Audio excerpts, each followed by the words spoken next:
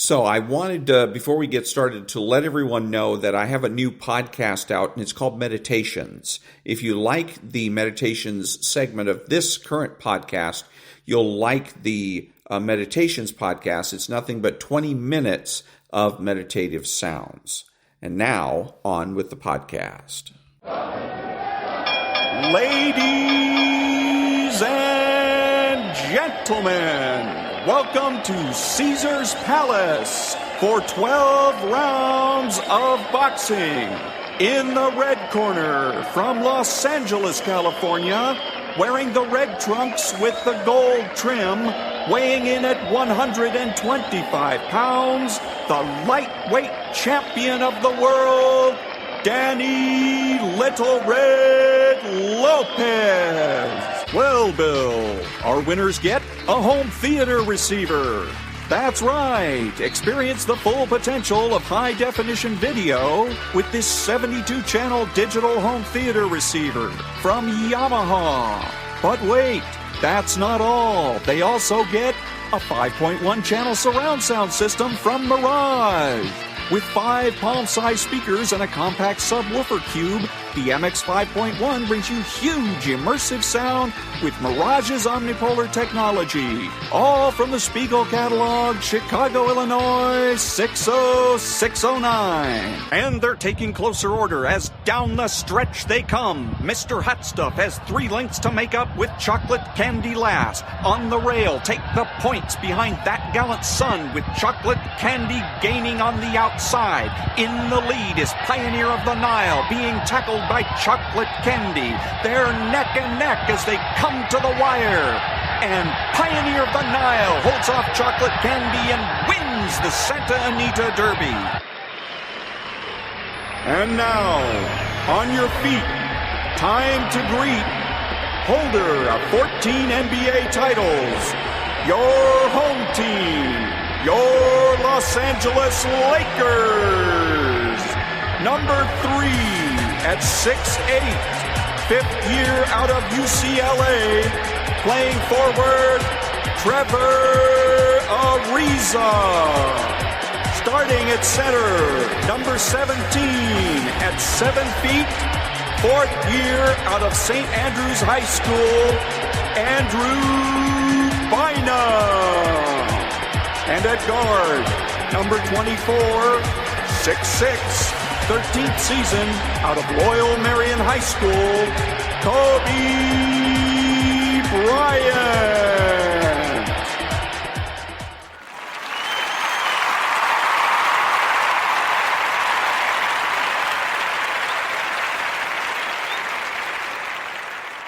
No, but I've been working hard, Johnny, and I'm trying to relax, you know. I go to Las Vegas next week, the resorts after that. I got an album coming out, a movie coming out. I'm working very hard. Yeah. Well, you know, my father, he was a workaholic. Really? Oh, yeah. You mentioned work, he got drunk. I didn't know.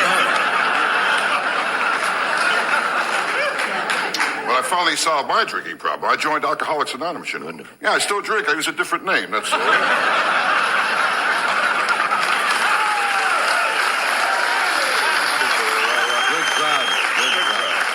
Now, I'll tell you, my problem is I drink too much, way too much. Yeah. I get my doctor a urine specimen. There was an olive in it.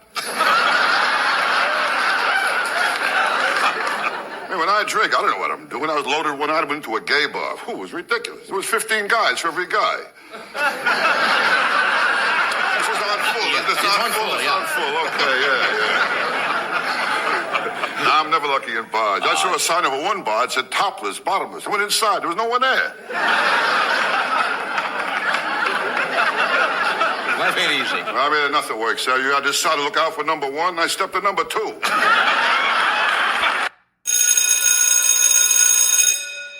Good morning. It's Monday, Moral Monday, August the 18th, and this is The True Conservative. Welcome to all the butchers, bakers, and candlestick makers out there. I'm Ron, your host, and the only true conservative in the United States today. So today, after the Serenity Prayer and the patriotic song of the day, we will have Varney and Company, motivation, meditation, and moral politics. All that and more when I get back.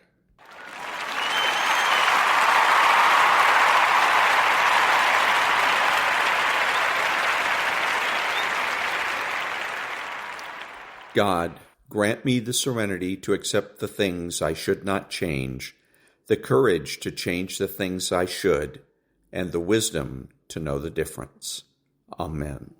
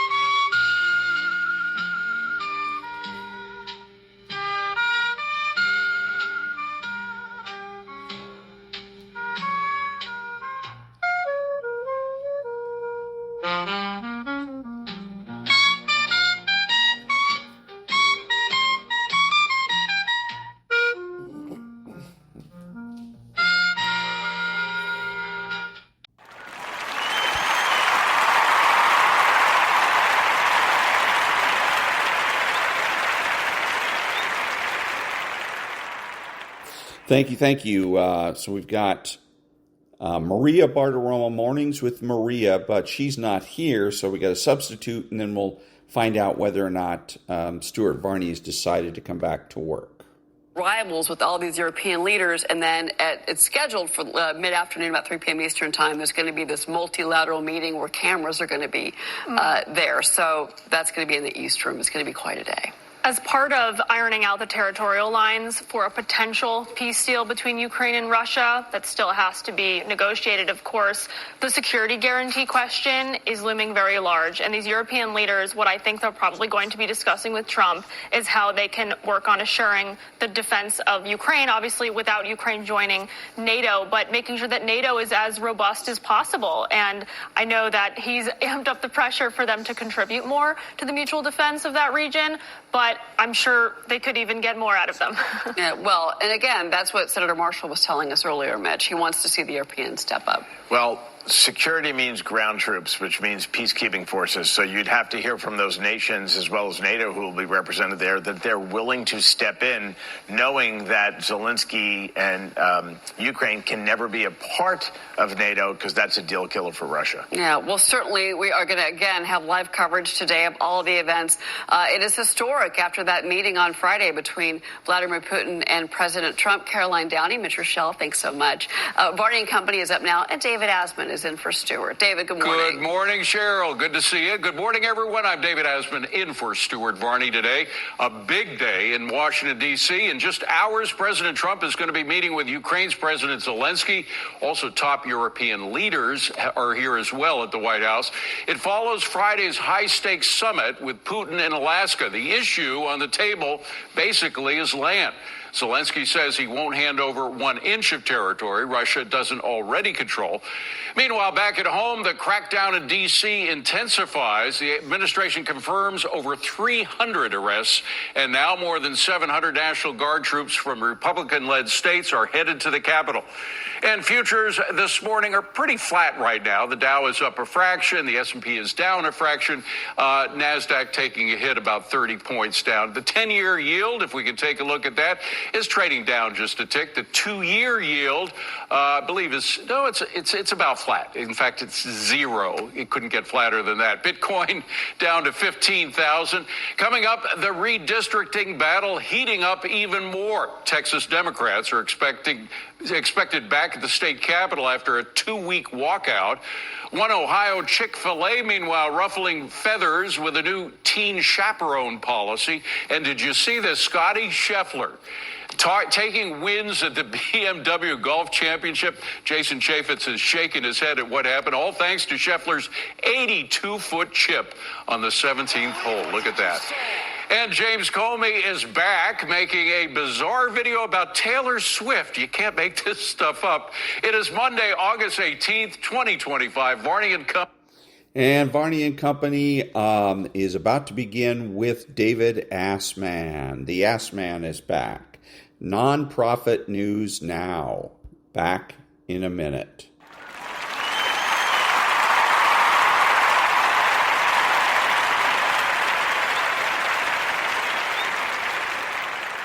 Thank you. Now a little bit of Law and Order.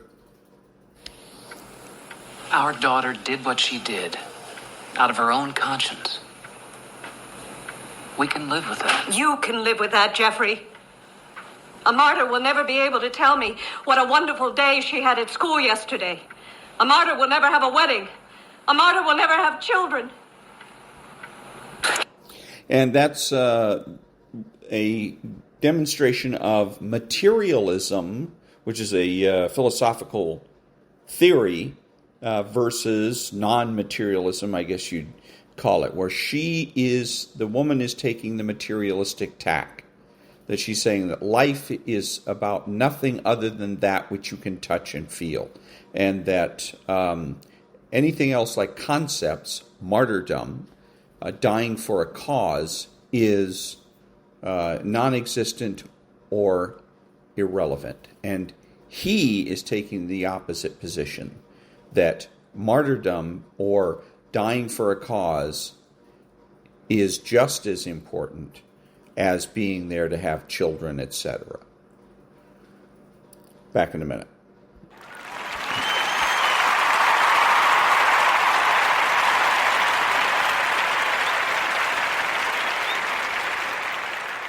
Thank you, and now I'm going to play a little bit of media buzz, a few minutes of it, and their analysis, such as it is, of the summit meeting between Putin and Trump.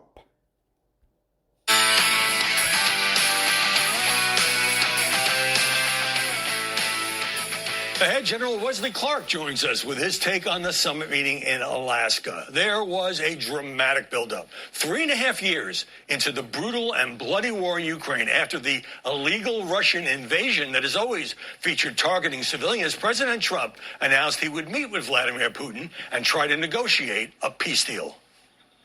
It became more and more complicated as time went on. It was simple at the beginning. Was it going to happen? But it became more and more complicated. But I think we're getting close. The president acknowledged the frustrations of dealing with the Kremlin dictator. I'd have like a great call with him, and then missiles would be lobbed into Kiev or some other place, and you'd have 60 people laying on a road dying. I said, that's cold. That's cold. We're going to have a meeting with Vladimir Putin, and at the end of that meeting, probably in the first 2 minutes, I'll know exactly whether or not a deal can be made. Now, as the president was talking about land swaps, there were obvious problems. Volodymyr Zelensky wasn't going along, saying he couldn't negotiate with Putin while Russian forces are continuing to bomb his country to improve their military position. And then, there's no other way to put this, a dramatic lowering of expectations for the sit-down in Anchorage. I think this is a listening exercise for the president. Look, only one party that's involved in this war is going to be present. And so this is for the president to go and to get, again, a more firm and better understanding of how we can hopefully bring this war to an end. After the meeting, despite some upbeat talk, it was clear not much was accomplished. No ceasefire, no details, no questions from the press, just vague assurances that some progress was made without explaining what that was. President Trump, to his credit, didn't oversell what happened, or more precisely, what didn't happen. There were many, many points that we agreed on, most of them, I would say, a couple of big ones that we haven't quite gotten there, but we've made some headway. So there's no deal until there's a deal. We didn't get there, but we have a very good chance of getting there. The president, who meets with Zelensky and European leaders tomorrow at the White House, said there would probably be another meeting with Putin.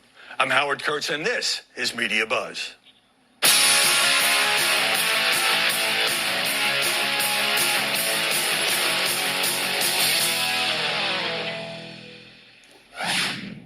The media reaction to the Alaska session varied sharply, but much of it was negative.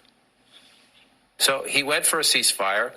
He leaves with nothing. Putin got a flyover, a red carpet, a lot of handshakes. The big winner of today's summit, outside of all of that, what we just saw, was undoubtedly Vladimir Putin. This joint news conference was anything but. It was not a news conference. There were no questions taken by either leader. There were many yelled by reporters there, but we don't have a sense of what exactly is in this agreement or this deal. I think it was brilliant by President Trump to actually say, look, we don't want to just give an unlimited podium to Vladimir Putin. Go ahead and make his comments so that President Trump can clean up any messes that may have been left on aisle 7. The more I replay it in my mind, it is so extraordinarily vague. It lacked almost any real substance. Joining us now to analyze the coverage in New York, Rich Lowry, editor-in-chief of National Review. And with me, Megan Hayes, former top official in the Biden White House. Rich, big picture first. Was this a setback for President Trump? The coverage has been heavily negative, even from some of those who ordinarily support the president. Yeah, I think Putin moved the ball a little bit in his direction, right? Putting off the talk of the ceasefire, at least for now, and getting Trump to stop threatening secondary sanctions and harsher measures. But Howie, I think what we've learned, you can't be premature on these things. You can't judge them too quickly. That's what we learned with the trade deals. That's what we learned with getting NATO to commit to spending more on defense. The media coverage always tends to be, this is stupid, this is doomed to failure, just inevitably. And then very often, not always, but very often, there's a method to the madness, and Trump ends up getting where he wants to go. So I'm in a wait-and-see mode. Well, that's fair because there's a lot of things that we still don't know. Trump did leave much earlier than expected, but Megan, did this lowering of expectations, it's just a listening exercise, help cushion the blow of not coming away with much that was concrete that we know about? Yeah, it was kind of incredible to watch them come out and say, we're going to get a deal, to we don't know if we're going to get a deal, now we're just listening. So setting the expectations game, as someone who's worked in the White House and been part of these summits, you always want to set expectations lower, but you also don't want to plan a summit or a bilateral conversation without knowing what the deliverables are. Most of these conversations should have been worked out much further, and the leaders are the ones that put the final touches on it, and you go out and you announce the deal. So it's incredible the way they've kind of handled this, and it's a massive failure on Trump's part that he just let Putin have the red carpet, and metaphorically and actually the red carpet was just rolled out on American soil for him. So it's, the media is not wrong in being critical. President Trump, Rich, just posted something on Truth Social saying that the fake news, let me just get this right here, fake news violently distorts the truth. So he sees this as a success, obviously, and the coverage is not going along. But Fox News has confirmed, along with the Wall Street Journal, New York Times, Washington Post, that Trump is going along with a Putin plan to forget about the ceasefire and to give the Kremlin control of that whole Donbass region of Ukraine, eastern Ukraine, in exchange for ceding some land elsewhere. Why would Zelensky go along with that? Well, it's going to be very hard to get him go along with that. I mean, it's going to be hard for the Ukrainians even to accept a deal along the current line of control, the territory that Russia's already taken. Giving them more that they haven't already conquered is going to be a hard pill to swallow. But Howie, again, I've learned, let's wait and see what Trump says in public. Then I believe it's his position. There are also indications the other way. Steve Witkoff's out there saying Putin, I find this a little hard to believe, but that Putin is willing to accept a U.S. security guarantee for Ukraine. So again, I think there are a lot of balls in the air. And I do think, Howie, one constant theme of the coverage, if there had been a Democrat who was bound and determined to bring an end to a major European conflict, the color of the coverage would all be through the prism. This is a real laudable effort. Wow, what a peacemaker, what an idealist. Maybe it won't work out, but it's worth trying. Instead, at best, that's a to be sure line that's included in some of the stories. And even worse, some of the coverage just assumes that Trump is a Russian asset because he wants desperately to forge a peace deal here. Well, Steve Witkoff was on Fox News Sunday, the special Mideast envoy, and he didn't deny what I just read to you about going along. He just said we're trying to get both parties together. And Zelensky, just a couple of hours ago with European leaders, said there has to be a ceasefire first because his country is still getting bombed. So, Megan, many pundits are saying Putin was a sort of a pariah. In many countries, he can't visit there because of he's been accused of being a war criminal, and that he already won by getting a meeting on U.S. soil. Yeah, the United States just validated him, and we became an ally of Russia rather than an ally of of Ukraine and our NATO allies there. So it's interesting to sort of see, but it's just also interesting. We want to have a ceasefire, but also if we had sanctions already verified, we would not be in the situation we'd be in because there would be a ceasefire if Putin was going to go along with U.S. securities. So why do you think there is not? Because I don't think that Putin has any interest in having a deal. He wants us to go back. He wants to take Ukraine, and then he slowly wants to take back the rest of what the old USSR. Right. Rich, in a conventional summit meeting, I guess I would put it, that most of the details are worked out in advance by staffers and so forth. But Trump, who's always had a friendly relationship with Putin for a decade now, has great confidence in his ability to get in a room and persuade another world leader, although there end up being teams from both sides. Yeah, obviously he believes a lot in his power as a negotiator personally, believes a lot in personal relationships. I thought it was very telling that he said, well I'll know whether there's going to be a deal or not within the first minute, just sort of reading his body language and what he's saying. But this is why it's unlikely that there would be a deal. I mean, this thing really needs to be worked out, needs to be written down, and you can't do that in a room just with two leaders talking. So I think it was appropriate. The White House downplayed expectations for this going in, and then we'll see, what happens with meeting with Zelensky on Monday. And again, it's possible Trump shakes something loose here that no one else would have. It's also possible it ends in failure and the war goes on. But it's given that, Kyiv's not going to conquer Russia and Russia is not going to retake Kyiv, eventually you're going to have a deal here. And it makes sense to at least try, in my view. Right. And if it does.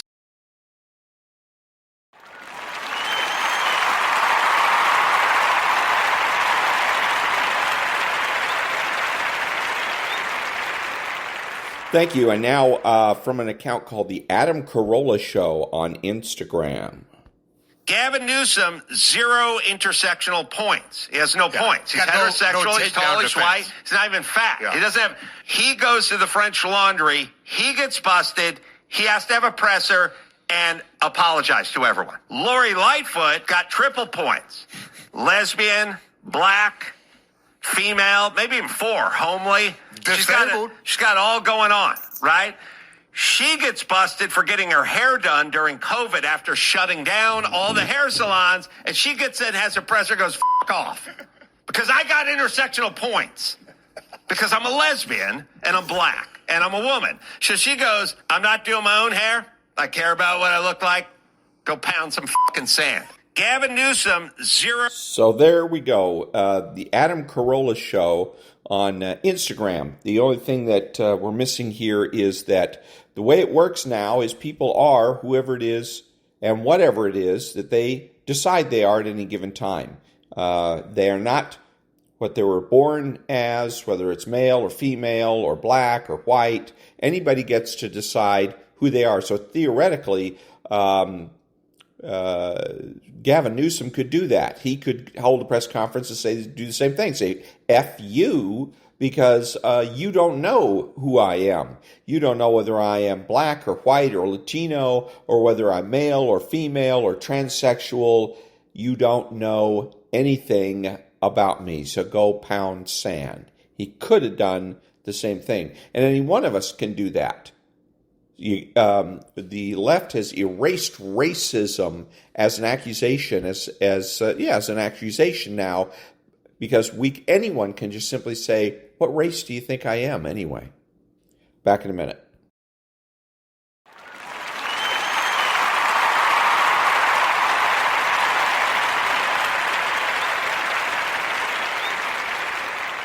Thank you. Now a little bit of motivation. The price you will pay, the suffering you will go through to make your dream come true is incredibly small than the price you will pay if you never do. You'll pay that one the rest of your life. Ask yourself what you're willing to risk. What's the price you're willing to pay? Because what most people do when they're trying to chase their dream or their big outcome, the whole time they're negotiating the price in their head. Should I continue to do it? Is it worth it? I don't know if I can continue anymore. It's getting higher, and that price is failure. That price is setback. That price is looking back. That price can be financial, literally a physical price.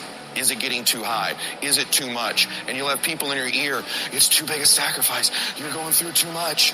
And you begin to negotiate it in your mind. It distracts all your focus. You can't be executing and negotiating simultaneously. If you're in your head negotiating and negotiating and negotiating, you can't execute. So negotiate it now. Negotiate it with me now. What are you willing to pay? For me, when I'm after something big, I'm going to get it. And I know that negotiation comes up front. I accept the suffering. I accept the sacrifice. I know the sacrifice is far smaller than the one I'll pay if I don't do it. And I eliminate distractions and I go freaking get what I want in my life, just like you can. And this needs to be your recipe as well. Do you expect, based upon your performance, based upon what you produce at this point in time in your life, do you expect to be successful? Do you want to be successful? Do you want to live a life of productivity? Are there dreams you want? Everybody will say yes. But see, want shows up in conversation. Expectation shows up in behavior. See, I can tell what you expect by what you do. Judge a tree by the fruit it bears, not the fruit that it wants, not the fruit that it talks about, not the fruit that it claims, but by what you are doing. See, what you do when you leave here, when the music stops, when the shouting dies down, your behavior, how you conduct yourself, writing your goals down, deciding to enroll in school to get a GED, deciding to sit into class with children young enough to be your grandchildren, decide to find some product, some idea, some service that you can provide so that you can begin to create some value for yourself so you can create wealth. If dreams were easy, everybody would make them happen. The problem is that most people, they can't get up in the morning. They ain't got no energy. They don't got the energy to keep up with me. I'm like, boo, ain't nothing wrong with you. You just ain't got the stamina. You just ain't got the energy. You can't smart everything. You can't outthink everything. Some stuff is just, you gotta be powerful. It's just some stuff that you gotta have stamina for. You just too slow. It just take you too long. You wake up, take you 3 weeks to do what it can take 24 hours to do. It don't make you a bad person, but you're going to forever be average because to be great, you got to keep up. I'm obsessed with improvement. Every day I'm getting better. This is the only opportunity I got. Every single day I got to lose myself in this moment. As we begin to focus on developing ourselves, as we begin to elevate ourselves and not to follow the crowd, activating the thinker in us and disciplining and putting on hold the emotional part of ourselves. It's not easy, but through practice and practice and practice, practice makes improvement. You can always better your best. You can always go beyond anything that you have ever done. You'll never hit a state of perfection. You're always bigger than what you do. And so all you're looking for are new breakthroughs through practice and practice and practice. You'll get better and better and better. The more you do, the more you realize you can do. And the better you are, the better you realize that you can become. You gotta stop waiting for your circumstance to change, and you gotta change the circumstance. You gotta stop saying that something's gonna happen, that something's gonna change, that something miraculously is gonna take place in my life that's gonna put me where I wanna be is not gonna happen. But every day you wake up, every day you get up, you got an opportunity. Every day you wake up, your fortune teller is you. At the end of that lottery ticket, it's you. Yep, you could be a millionaire. I don't know what you wanna be or what you wanna do, but I'm telling you, you can do it. But you gotta understand that the person that's gonna help you is the person that's the end of your arms, your hand. It's you. You have what it takes mentally. You have what it takes physically. You got the heart. You got everything it takes to make it happen. People say it seems like you're stronger now. You're more committed now. It seems like your drive is higher now. Well, happy. I'm wired differently. Every opportunity is the last opportunity. Every opportunity I have to reprove myself again. Because the day you become convinced is the day you die. You have to make a decision that nobody in your position will outwork you. A part of being a beast just ain't eating a gazelle. A part of being a beast is to hunt. Because real lions like to hunt. They love the process just as much as they love the prize. And some of y'all just want to score. You don't like the process. It is the process of the grind that shapes you and forms you. It's not the game. You think grind is what happens when the lights come on, when the sun comes out. That's not grind. The real grind is in the dark when nobody sees you, when nobody knows what you're doing, when you put in those extra reps. This is the process that makes you sweet. There are those of you with phones, and every new phone that comes out, you get it. Every piece of software, you get it. You You are upgrading your technology and you've not upgraded yourself. You don't think any different. You don't speak any different. You're the exact same person you were in 2010. I challenge you. Be obsessed with improvement and go from a gazelle to a lion. Why? Because if you don't kill it, then your family won't eat. And that was a little bit of motivation. Back in a minute.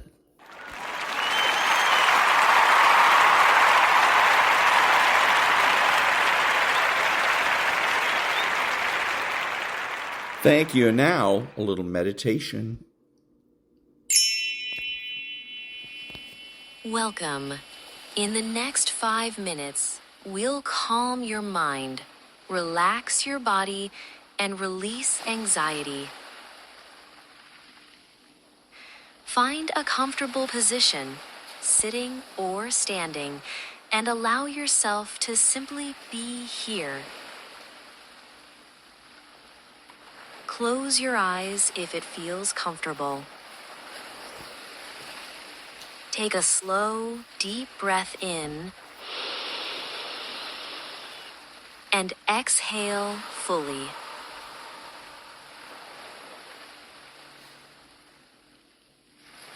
Again, inhale deeply. Exhale slowly. Feel the ground beneath you supporting your weight.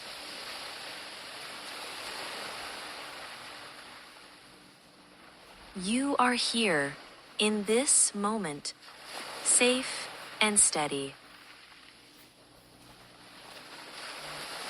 Let's begin a calming breath pattern. Inhale to the count of 4.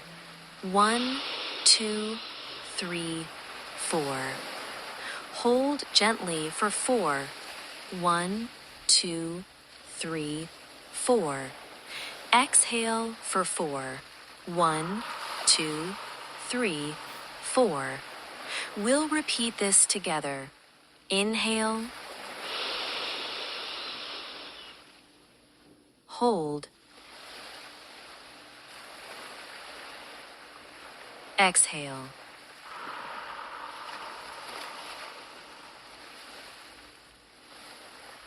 With each breath, imagine tension leaving your body.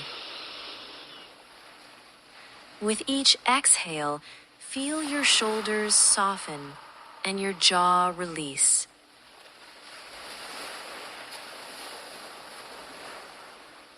Now, picture a soft, warm light above your head.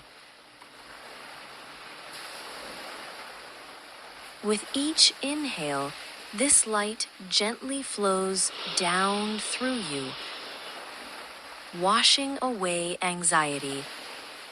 With each exhale, imagine that stress melts out of your body and disappears. In your mind, you are standing in a place that feels safe, peaceful, just for you.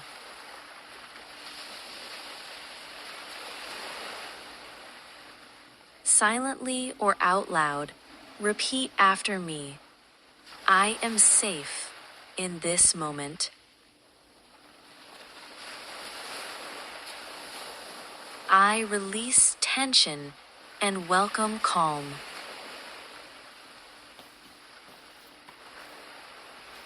My mind is clear. My body is at ease. Take one last deep breath in and exhale slowly.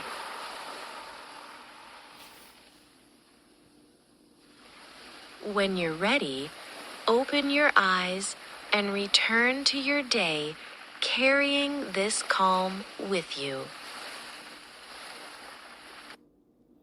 And that was meditation. Back in a minute.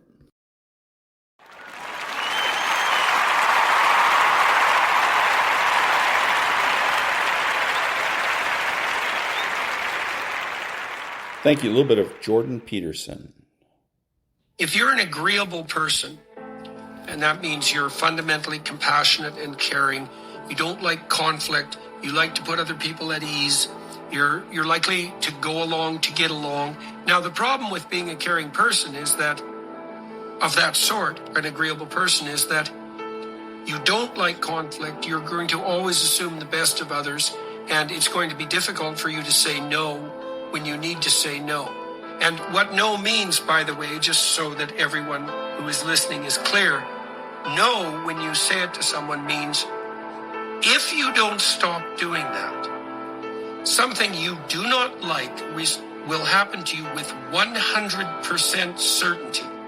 That's what no means if you dare utter it. It's useful to develop that side of your character, too, the part that can bite back when bitten. Not more than necessary, but certainly not less than necessary. And that was Jordan Peterson. Back in a minute.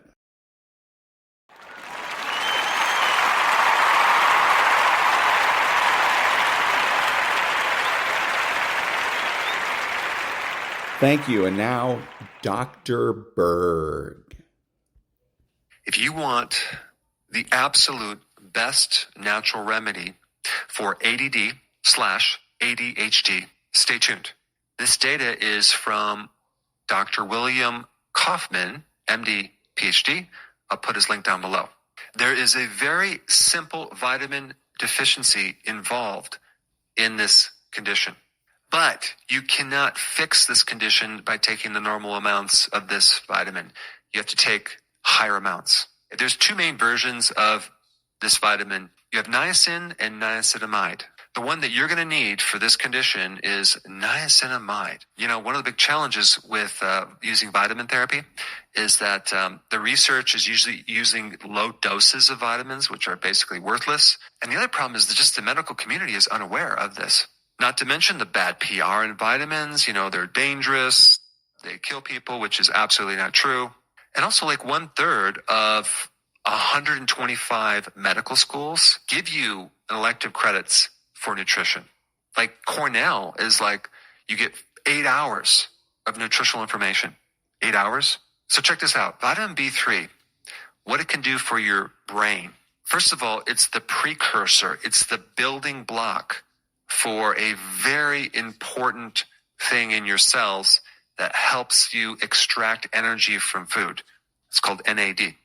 And so when you eat, whether it's protein, fats, or carbohydrates, this molecule helps to take these electrons from that food and put it into a battery called ATP. So if you don't have that, then your cells can't get energy. And so Dr. Kaufman talks about this research with animals called increased running when you take B3, or what they call hyperkinesis, which is hyperactivity. Could that affect your ability to hold your concentration on one thing without going into another?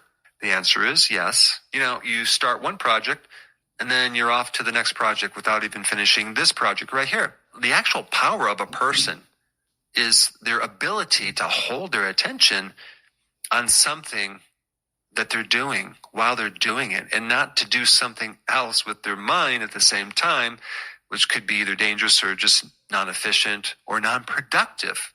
So vitamin B3 can greatly help your nerve cells get energy so you can actually hold your attention on something and not be so restless or having to move every 5 seconds. So B3 can help the hyperactivity and the focus at the same time. There's a lot of people who have these conditions that they're so tired, but they can't go to sleep. It's terrible. So they overall have this like nervous, wound up feeling. And I had this for many years, and I didn't know what it was. When you become deficient in certain nutrients, the brain and nervous system get hyper excited, and then they kind of burn out. But that's really what happens. So B3 is very, very important for the neuron to calm it down, to help it balance all the neurotransmitters. And on top of that, the most important thing is to give the neurons energy. The version of B3 that you need to take is niacinamide. Now, niacinamide is water soluble, so it's not going to stay in the body for very long. So what you want to do is you want to take 250 milligrams 6 to 8 times a day. And this can work great for children. And of course, I'm not telling you to come off your medication and, check with your doctor with all that. I'm just giving you some fascinating research that you need to be aware of and implement if you want an alternative, because there's very low toxicity or side effects, if any at all. The research on this has been ignored for 70 years. Okay. So it's about time that we know about it and we spread the word. And I'm going to put some more information about the doctor down below so you can study more about this, but it's actually quite fascinating. And that was Dr. Berg. Back in a minute.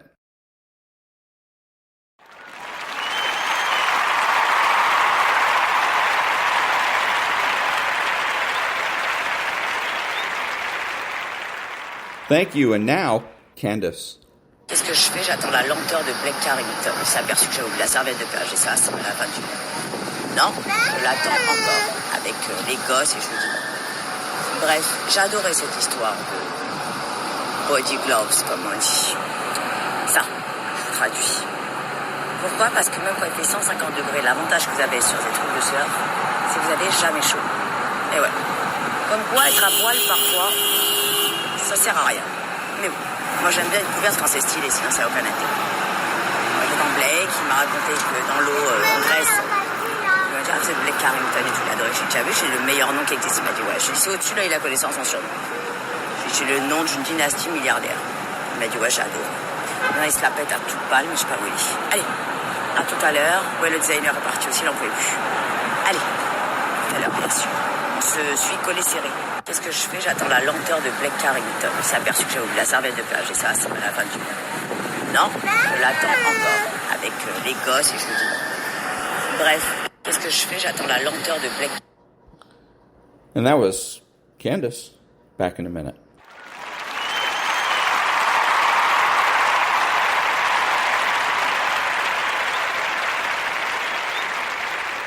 Thank you. And now, Chapter 13 of Moral Politics. Chapter 13. The Culture Wars. From Affirmative Action to the Arts. Strict father morality and nurturant parent morality are opposed moral systems. They define incompatible moral worlds. Conservatives have understood very well that their goals are not just political and economic. Conservatives want to change American culture itself. They want to change the idea of what counts as a good person and what the world should be like. Conservatives understand that this means starting with the family, but it also means changing such things as who gets what jobs and what ideas dominate our culture. Here is how the strict father versus nurturant parent dichotomy plays out over a range of cultural issues, from affirmative action to the nature of art. Affirmative action.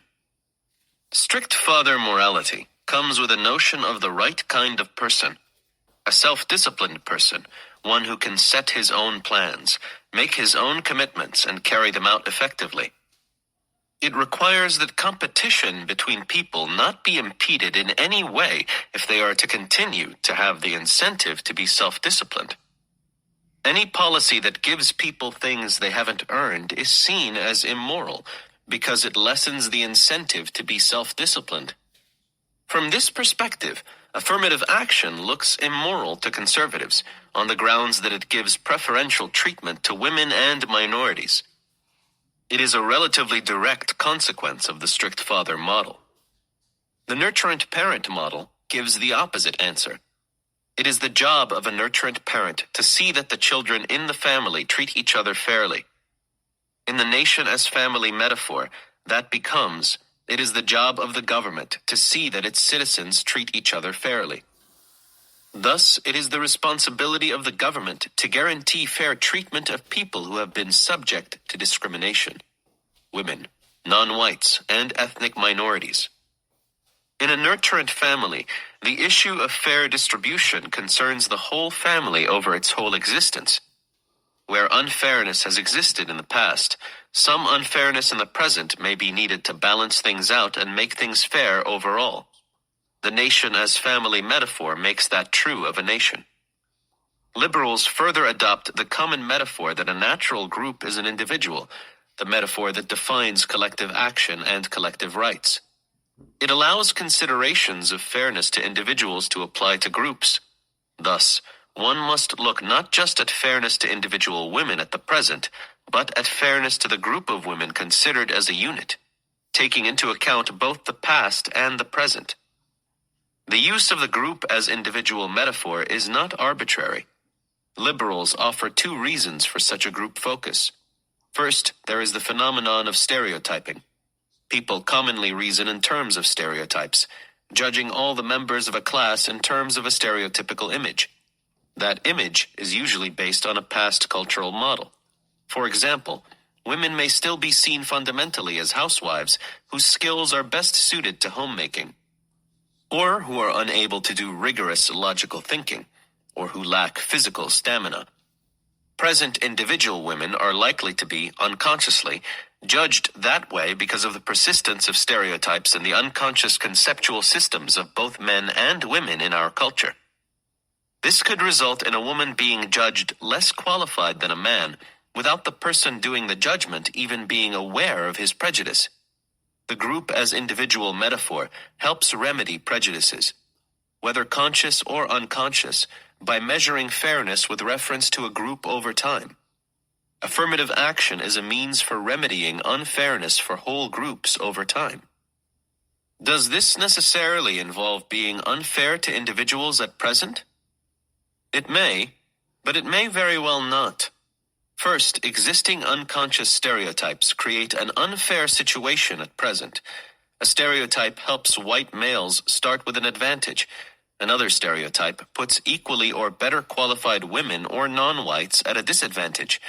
Affirmative action can help make things closer to even, giving a chance to a better or equally well-qualified woman or non-white when they would otherwise be eliminated because of the white male's stereotype advantage. In addition, there is another liberal motivation of the group as individual metaphor. Different groups have different subcultures with different value systems. White men have a different subculture with different forms of discourse and a different value system than white women. The same goes for other cultural groups. At present, white men hold top positions throughout our society. They are the ones doing the judging. As honestly as they may do that judging, the values by which they judge will almost inevitably be largely unconscious values of their own subculture. For example, men may not value certain skills that women have, and men tend to lack. As a result, their honest judgment may be discriminatory.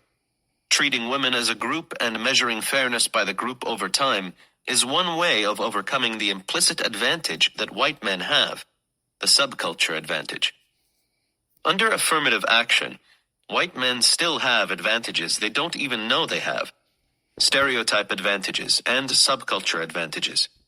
Affirmative action has not overcome these advantages, and it will take affirmative action over a much longer time to overcome them. Gay rights. Why are liberals for gay rights? The answer is simple and straightforward. For liberals, gay rights follow naturally from nurturant parent morality. A nurturant parent treats his or her children fairly and loves them equally.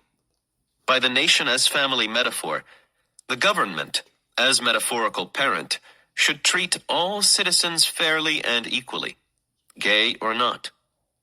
Why are conservatives against gay rights? Why is there so much hostility against homosexuals on the part of conservatives? This has nothing to do with disliking big government and bureaucracy, or supporting fiscal responsibility, or supporting states' rights. The answer is strict father morality. Gay and lesbian couples simply do not fit the strict father model of the family.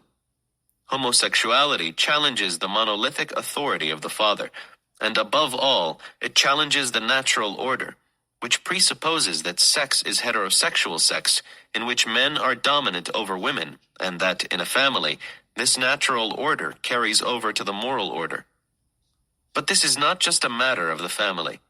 The family, conservatives understand well, is the basis of all morality, all social arrangements, and all politics. Homosexuality challenges the very idea that the strict father family is the right model of the family, and therefore of morality and politics.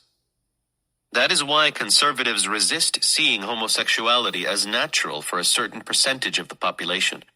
Conservatives do not talk much about the increasing evidence that homosexuality has a genetic basis.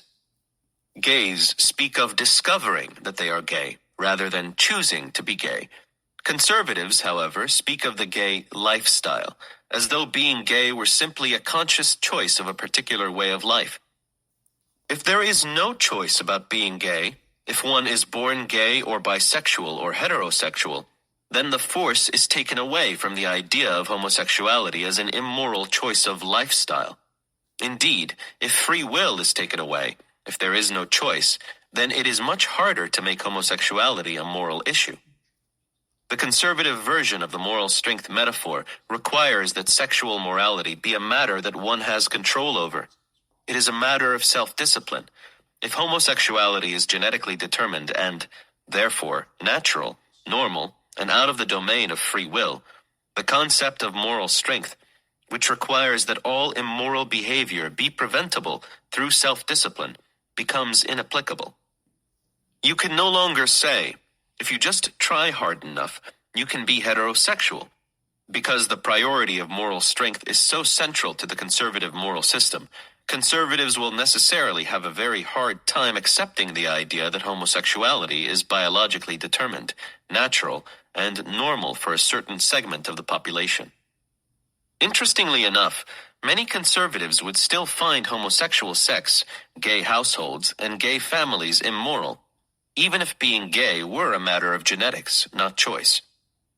Homosexual sex would still be a violation of the natural order, and gay households would still be a challenge to the strict father family, which is the basis for conservative morality. Gay men are deviant. They deviate from the sexual norms of the community, going outside of the bounds set by strict father morality. Not only are gays seen as immoral in themselves, but they are seen as a threat, since they could lead others astray, either directly or indirectly through the very existence of homosexual sex and gay households and families, which blur the boundaries of moral and immoral behavior. Perhaps the institution that gays threaten the most is the military. President Clinton's proposal, at the beginning of his administration, to allow gays to function openly in the military was attacked violently by conservatives both inside and outside the military. The military is, to a large extent, the institutional realization of strict father morality. It has hierarchy, strict roles, punishments, and rewards, and requires both physical and moral strength. Discipline is what the army is all about. Though it has a kind of socialistic internal structure, top-down bureaucratic control, government-paid medical care, government-provided housing and schools, PX discounts for members only, no-fee enterprise, government-provided golf courses and athletic facilities. It serves in the defense of capitalism, and it has a strict father culture. It has a macho masculine culture. Gay men, despite the popularity of bodybuilding in the gay community, are conceptualized as being weak and feminine rather than properly macho. Gay men in uniform threaten the image of the uniform, that anyone wearing it is a real man. The masculinity implicit in the meaning of the uniform is anything but trivial. But what really makes gays anathema to the military is all of the ways in which homosexuality flies in the face of strict father morality, which is the basis of military culture. The Clinton administration approached the question of gays in the military as one of civil rights, as if the integration of gays into the military was akin to the integration of blacks and women into the military. It was a drastic mistake. The attempt to integrate gays into the military was seen as an affront to manhood and strict father morality all over the country. Multiculturalism. What does strict father morality say about other moral and cultural systems? It says they are immoral. If they do not give primacy to moral strength, they promote moral weakness, which is a form of immorality. They are also immoral if they blur the strict moral boundaries of strict father morality, or challenge the moral authority of strict father morality. or challenge the moral order of our society. For this reason, conservatives tend to be against multiculturalism, which seeks tolerance for cultural diversity and many other forms of morality. To conservatives, forms of morality other than their own are not moral, and therefore not to be tolerated. Nurturant parent morality, on the other hand, has a very different view of diversity, since a nurturant parent gives equal opportunity to all his or her children, and since children necessarily have differences among them, all those differences have to be respected and toleration is required. Moreover, each child has something different to contribute to the family. Applying the nation as family metaphor, diversity in a nation is positive, and toleration is required. Education. Strict father morality comes with a principle of self-defense. It is the highest moral calling to defend the moral system itself from attack. The very first category of conservative moral action includes acts of promoting and defending conservative morality. The word war in the cultural war is not incidental. Conservatives have, at least since the 60s, seen their system of values under attack. From feminism, the gay rights movement, the ecological movement, the sexual revolution, multiculturalism, and many more manifestations of nurturant parent morality. Conservatives have seen the values of these movements taught in the schools. They are appalled that what they see as the only system of real morality is being undermined. Conservatives believe that all of the major ills of our present society come from a failure to abide by their moral system. Moreover, they believe that their moral system is the only true American moral system, as well as the only moral system behind Western civilization. They see both of these beliefs challenged in contemporary historical research, which is being taught in our universities. This gives them a sense of moral outrage. They are fighting back. Why are conservatives in favor of the elimination of the Department of Education, the destruction of the National Endowment for the Humanities, school vouchers, and the privatization of education? Why are liberals opposed to these measures? A great deal of government support for education is in the form of social programs to help disadvantaged students. And an important charge of the Department of Education has been to develop such programs. Since conservatives see social programs in general as immoral, a quick way to get rid of all social programs in education is simply to abolish the Department of Education and stop funding the programs. The best research in the humanities these days is not by any means governed by the moral agenda of conservative politics. Indeed, much of it concerns topics that explicitly collide with strict father morality and the politics that comes out of it. There is research on ecology, on the heritage of minority groups, on worthy but neglected minority and female figures in history, on the role of American corporations in the exploitation of third world countries, on the history of unions, on unspeakable things done by the American government and by figures formerly considered heroes, on the value systems of other cultures, on the history of homosexuality, on spousal abuse, and much, much more that does not sit well with strict father morality and the politics that flows out of it. Getting rid of the National Endowment for the Humanities will eliminate a major source of funding for research by the nation's leading scholars, research that is uncomfortable to conservatives. Meanwhile, private conservative think tanks are funding research that fits a conservative moral and political agenda and the conservative writing of history. National education standards are also set by the Department of Education. These standards includes things that conservatives would rather not have taught, and do not include things that conservatives do want to have taught, such as the recently developed new history curriculum, which sets national standards for the teaching of history.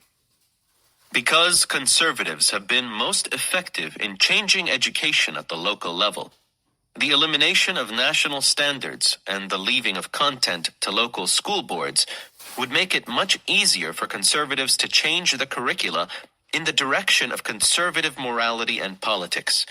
In other words, the issue seems to be not whether the standards are national or local, but whether they accord with strict father morality. Since the promotion of strict father morality itself has the highest of values in that moral system, it should follow that conservatives would be happy to have national standards that upheld strict father morality. The privatization of education means that conservatives can set up their own schools in which their children will not have to learn about anything that might be inconsistent with conservative morality and politics. It would also mean a move away from the integration of schools, which means that the children of conservatives would not have to encounter students from different subcultures with different values. School vouchers would make privatization that much easier. In short, the conservative educational agenda is very much in support of a conservative moral agenda and the politics that it leads to. From the perspective of nurturant parent morality, the issue of education looks very different. Multiculturalism, feminism, gay rights, and the ecology movement are seen, like the civil rights movement, as being great advances, moral advances, in American culture and civilization. Like the civil rights movement, they should be taught as advances, and doing so requires teaching the history of what made them advances. That is, the history of past abuses, sanctioned and abetted by major forces in American society and by the government itself. That is not putting down America. On the contrary, it is part of the glory of America that the truth of past abuses by our government and our society at large can be told, and the abuses corrected for future generations. Indeed, from the perspective of nurturant parent morality, America is a place that has nurtured generations of immigrants. Much of the history of progress in America is the history of what has been made possible through the progressive extension of nurturant morality. Progress in equal treatment, progress in opportunities for education and other forms of self-development, progress in healthcare, progress in humane working conditions, progress in the development of knowledge, and so on. There is a dark side of American history from this perspective as well, and it too must be told. The mass murder of Native Americans and the near extinction of their culture, slavery, the brutalization of factory workers, and the discrimination against women, non-whites, Jews, immigrants, and gays. But advocates of strict father morality do not see all these changes as advances. They see many of them as immoral backward steps. And they see the history of some of these changes, which is written from the perspective of correcting abuses, as an attack on their most fundamental moral beliefs. Conservatives are furious at the entire institutional structure of American education. Who runs it? Who gets into education as a profession? Not surprisingly, a great many educators are nurturers, and nurturers often have a nurturant parent morality. After all, teaching small children is not a profession where you make a lot of money. Teachers, with rare exceptions, are not entrepreneurs. Those people who are entrepreneurs and want to live their lives seeking their self-interest through unrestricted free enterprise tend not to choose to teach third grade. Many elementary school teachers are women, often nurturant mothers. So nurturant, they want to nurture other people's children. That is why conservatives are attacking the infrastructure of public education in the country. They have no choice. They are up against an infrastructure full of nurturers, and they don't like it one bit. And they shouldn't like it one bit. They do, however, have allies and a plan of action. Conservative Christians, concerned that public schools teach their children immoral ideas, have been involved in homeschooling for years. In addition, many parents who want to insulate their children from such ideas and can afford it have been setting up private schools. But they feel they should not have to pay for public education they don't use, and can't, if they are to control what their children are taught and who they associate with. Such parents have fought for a school voucher system, where government funds for education are distributed to parents in the form of vouchers, which can be used either for private or public schooling. Such a system, if put together cleverly, could destroy much of public education in America. Conservatives would not shed a tear. The issue of standards. It is generally recognized that a great many American children are not becoming educated. A considerable number of reasons are offered. Educators have pointed to social problems that schools are ill-suited to deal with: drugs, violence, and subcultures where education is not in itself a value. Educators also point to a lack of public willingness to pay taxes to fund education. California, which used to have the best educational system in the nation, has, since the conservative tax revolt of Proposition 13, dropped to near the bottom in per capita spending and has correspondingly suffered a massive loss in quality education. Conservatives argue that the social problems that afflict schools are the result of permissive parenting and liberal social policies, and can be solved by adopting a strict father model of the family, conservative political policies, and using private enterprise and competition to produce high-quality schools. Conservatives also argue that liberal approaches to education have lowered educational standards. They talk about standards as a hallmark of conservative thought. Strict father morality is very much about standards. The metaphors of moral authority and moral boundaries require absolute standards imposed by a legitimate authority. Moral strength and moral self-interest require self-discipline and work, enforced by a system of reward and punishment.